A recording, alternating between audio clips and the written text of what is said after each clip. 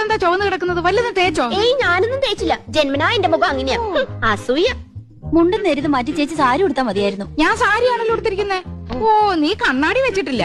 കണ്ണാടി വെച്ചില്ലേ നിനക്ക് ഒരുപാട് പ്രായം തോന്നിക്കും. ഓ, അങ്ങ് തോന്നിച്ചോട്ടെ. ചേച്ചിക്ക് ഞങ്ങളെക്കാൾ പ്രായ കൂടുതലില്ലേ? മുണ്ടുന്നേരിത് മതിയായിരുന്നു. അതാ സെറ്റപ്പ്. സെറ്റപ്പ് അല്ല ഗെറ്റപ്പാ. ഓ പിന്നെ അയ്യേ, ഇത് തിരുപ്പനാണെന്ന് ഒറ്റ നോട്ടത്തിൽ അറിയാം. ഞാൻ അങ്ങ് സഹിച്ചു. ചേട്ടൻ പറഞ്ഞല്ലോ എന്റെ ഉയരത്തിന് ശരീരം പിടിക്കും, ഇതാണ് മാച്ചസ് എന്ന്. അതൊക്കെ പോട്ടെ. എന്നാ എനിക്കൊന്ന് പറയാനുണ്ട്. ഞാനാണല്ലോ ഏറ്റവും മൂത്തത്.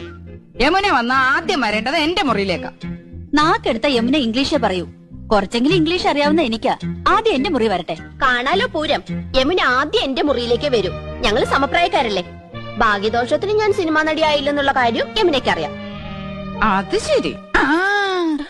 ഇതെന്താണ്? ഹായ് എവിടുന്ന ചേച്ചി? എന്റെ കൂട്ടുകാരി ഭവാനിയുടെ അടുത്തുനിന്ന് കടം വാങ്ങിച്ചതാ. ഇതൊന്ന് കെട്ടിത്തന്നേ. എന്റെ പൊന്നും കൊടുത്ത ചേച്ചിയല്ലേ, ഇത് എനിക്ക് തരുമോ? എനിക്കിതാ ചേച്ചി. അപ്പൊ രണ്ടുപേർക്കും വേണം ഇല്ലേ?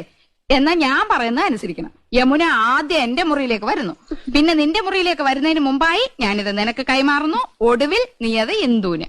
എന്തു പറയുന്നു? സമ്മതിച്ചു. എന്നാ ഇതൊന്ന് കെട്ടിത്താ. അയ്യോ, ഇറക്കല്ലേ.